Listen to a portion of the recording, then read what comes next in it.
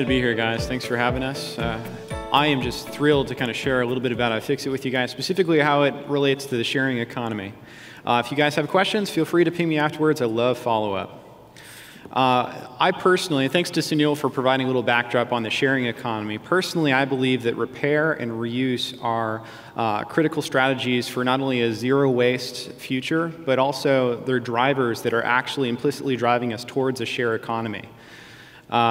Speaking about repair, we see this linear flow from raw materials to finished goods. Well, repair is actually the quickest way for us to siphon off things that are in that funnel heading towards a landfill and back into the stream. And unfortunately, it just doesn't happen that often. But the good news is it's a ripe opportunity for us to be embracing a little bit of this sharing economy in our daily lives.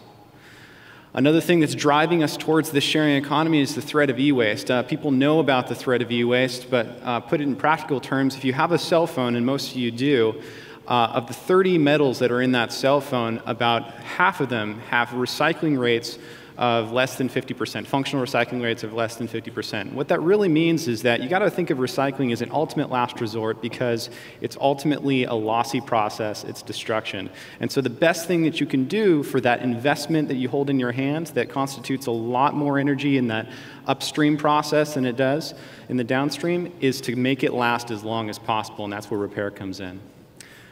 This is another tangible image of the detriment of e-waste. You know, if we don't make a right way, effective way to do it the right way, the market's going to drive people to do it the wrong way.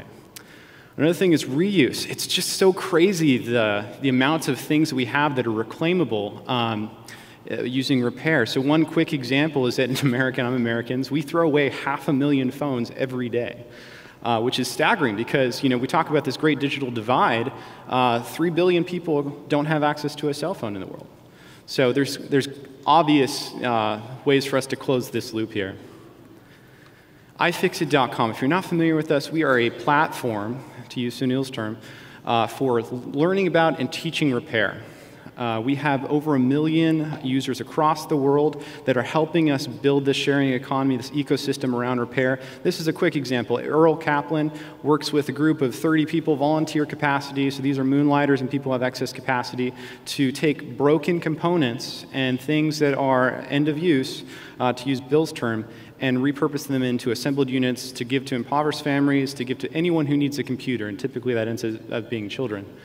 Another example is repair cafes. It's a little more common in the UK and outside the US and Canada, but repair cafes coming together, kind of meetups for fixing things. Really exciting, really fun to kind of troubleshoot a fix woe that you have, but something that's also made available through the sharing of knowledge. And that's something that, as we talk about what Ifixit is in the sharing economy, we are a platform for connecting the people who have the knowledge with the people who don't. And so here's a practical example. We connect people in the form of troubleshooting. Users will help solve an issue on Ifixit. And they'll also potentially write a documented process for how to repair something so that if you have to swap out a battery, a screen, something like that, someone has gone through the process of documenting that for you. Hopefully it's the manufacturer, but in lieu of the manufacturing taking responsibility for that, which is always an opportunity, manufacturers in the room, you can have someone potentially in the crowd do that for you and reap the benefit from that.